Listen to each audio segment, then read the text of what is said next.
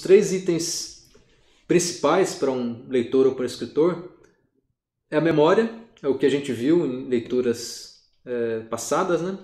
Em outras leituras. Os símbolos, quais foram utilizados em tais histórias, como a gente entende as metáforas, e o reconhecimento de padrões. A gente acaba reconhecendo alguns padrões de repetição em todas as histórias. Então esses padrões acabam estando de alguma forma ou outra em várias histórias, e a gente tendo consciência desses padrões acaba nos ajudando a construir textos melhores que vão respeitar essas convenções literárias, né? Por exemplo, se você criar uma história assim, o menino foi à padaria buscar o pão que a mãe pediu para pegar, e no caminho para a padaria ele encontrou um velho conhecido dele que estava numa bicicleta diferente dele, uma bicicleta maior, robusta, diferente, e ele ficou até um pouco apreensivo, mas seguiu por outro caminho, deu a volta e viu uma menina que ele tinha algumas predileções por ela, amorosas. Viu a menina perto lá da padaria, e o outro menino com a bicicleta estava próximo.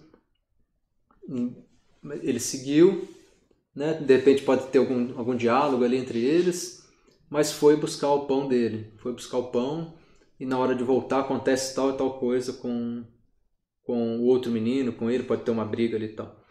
Uma historinha bem simples. Se você olhar na estrutura dela, a gente vê que tem referências arquetípicas por trás dela que nos permitam associar com outras histórias. Uma história de talvez um cavaleiro. Um menino como um cavaleiro que vai em busca de uma jornada. A jornada é buscar o pão, como um elixir, uma espada a ser alcançada. E tem um dragão no meio da história ali. O dragão, que é uma bicicleta enorme, que é maior do que a dele, e aquele elemento monstruoso na história que dá medo. E ele tem que enfrentar o dragão para conseguir a mão da princesa. Olha só, uma história bem simples, né? Estou contando uma anedota bem simples, para a gente ver que algumas referências ficam no imaginário da gente. A gente acaba, a hora que está lendo um texto, nós buscando essas referências de outros textos que a gente já leu. De histórias medievais, de histórias religiosas, histórias bíblicas, outras histórias, né? E essas referências são bem importantes. Os nomes, se você der algum nome ali para o menino e para a menina, pronto. Já tem algum efeito diferente no leitor. O nome pode ter um significado. Um nome para o vilão, para o menino, um nome para o herói. Por exemplo, de onde o Machado de Assis tirou Capitu e Bentinho? Tem sentido os nomes, né? Bentinho tem toda aquela ideia de que ele foi criado na família lá tradicional, religiosa, né? Com a tia Carola, com tudo, né? Todo mundo ali querendo que ele fosse às vezes virar padre ou não, ou estudar na Europa. Bentinho, olha o nome que o Machado de Assis, que já dá alguma referência para a história, uma referência católica, um Bento, né? E Capitu, né? Vamos estudar a etimologia do nome Capitu e vemos que tem sentido também os nomes. Então, os nomes também ajudam a dar referências à história. As alusões às estações, por exemplo, estações do ano, verão, frio, inverno. Se a história se passa no inverno, ela vai ter um efeito diferente nos personagens. Se passa no verão, é outro. O verão é mais expansivo. O inverno é mais aquela, né, estação mais depressiva, algumas emoções mais tristes, vamos dizer assim, né? E aí o verão é aquela etapa do ápice que vai... o Shakespeare escreveu O Sonho de uma Noite de Verão, por exemplo, né? Até o título ele colocou o verão. Então, as referências que podem ser utilizadas não só de histórias, como referências até da natureza. Nomes de animais, trazer questões de animais para a história, né? Mary Shelley, quando fez o Frankenstein, lembrando, ela usou referências do Prometeu, do mito do Prometeu. Tanto que o título original chama Frankenstein ou Prometeu Moderno.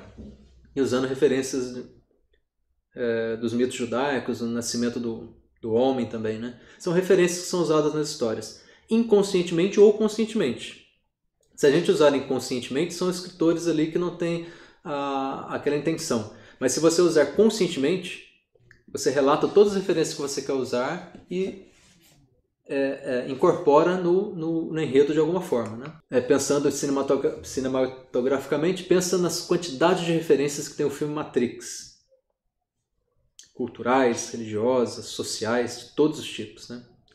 Então, são recursos que devem ser utilizados por todos, inclusive escritores iniciantes. Outra referência cinematográfica que a gente citou num outro módulo de ficção científica é o Blade Runner, né? O tanto de referências que são usadas lá, referências a outros filmes, referências a livros, referência ao Metrópolis, que foi um filme precedente a ele, tanto referências à simbologia cristã também, do Android Roy, quando ele está numa luta de clímax lá com Rick Deckard, o prego que entra na mão dele, ele, na verdade ele coloca o prego para ter um pouquinho mais de vida. Ele estava perdendo os movimentos, ele coloca o prego para ter mais vida. O prego é uma referência clara a Cristo, né? Então são referências religiosas que podem ser utilizadas de alguma forma, né? O leitor acaba associando com outras questões que estão no inconsciente, no arquétipo universal também, né? No inconsciente coletivo universal. E o simbolismo dos olhos, muito usado por Blade Runner também, né? Os olhos, o teste para verificar se o androide é ou não humano, o teste dos olhos, em todos os momentos os olhos têm uma importância fundamental. Então simbolismos e referências, às vezes a gente está escrevendo e sem saber como dar mais energia às histórias, e uma ideia simples e efetiva é você pegar ali algumas referências que você queira transmitir e enxertá-las no conto. Olha, qual símbolo eu posso usar aqui para que a história fique legal? E usar o símbolo, né? As referências religiosas, independente da religião ou não, elas são muito marcantes em toda a literatura, né? Todo o cânone literário.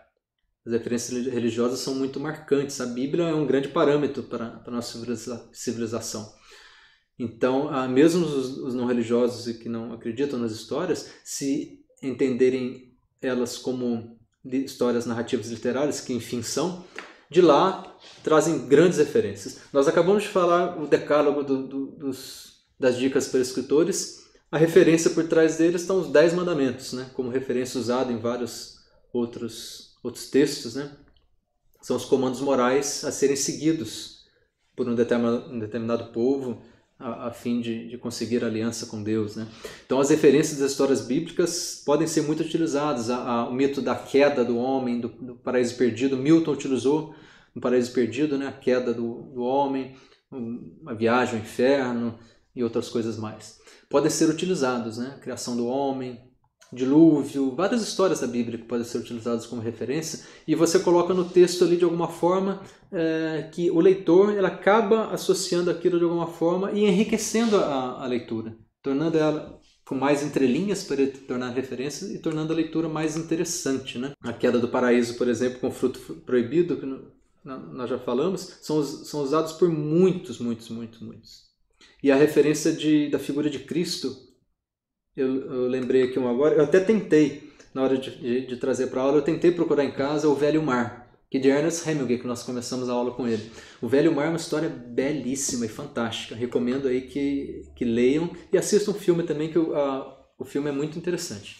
E bem, né, uma adaptação bem fiel. O Velho Mar, ele usa a referência de Cristo bem clara. Muitos escritores usam a referência de Cristo. Matrix usou a referência da figura de Cristo, não necessariamente o Cristo, né? A figura crística, né? Referência crística, como a ascensão do Neo, a aprovação do Neo no deserto, o deserto do real, e depois a ressurreição e todas, a Trinity, né? O próprio nome Trinity, né? Que tem uma função na ressurreição do Neo. A referência crística em Matrix, mas voltando ao Hemingway, é utilizada como história secreta em O Velho Mar, que é a história do Santiago, que ele é um velho que já não consegue mais pescar, e tem um menino que sempre confia nele. Olha, você vai conseguir, vai, eu confio. Só um menino, ninguém mais confia nele. Um dia ele vai para o mar lá e acaba vivendo a grande aventura lá da vida dele, né? Que é conseguindo pescar o maior peixe de todos, né? E aí no fim, não vou contar o fim não, mas ele volta, tem um plot twist interessante da história, e a luta toda do Santiago no mar é como a luta de Cristo no deserto, na tentação do deserto, tentando viver todas as tentações, né? Como a figura de Cristo. Quando ele volta lá para a vila, carregando o maço, já no fim lá da história, ele volta como Cristo, e numa ressurreição ali algo acontece. Né? Então essas referências literárias bíblicas podem ser utilizadas por escritores. Isso engrandece um pouco as histórias. Né? A referência do quadrinhos que eu lembrei também é o Super-Homem. O Super-Homem é uma figura de Cristo também retratada pelos criadores, né? Em 1938, o Siegel, e mais, eu esqueci o nome do outro, que criaram aí essa personagem com base em Cristo também, né?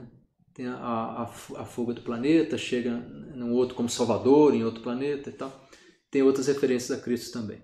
Então essas referências é importante a gente ter em mente que podem utilizar para nos melhorar nas histórias.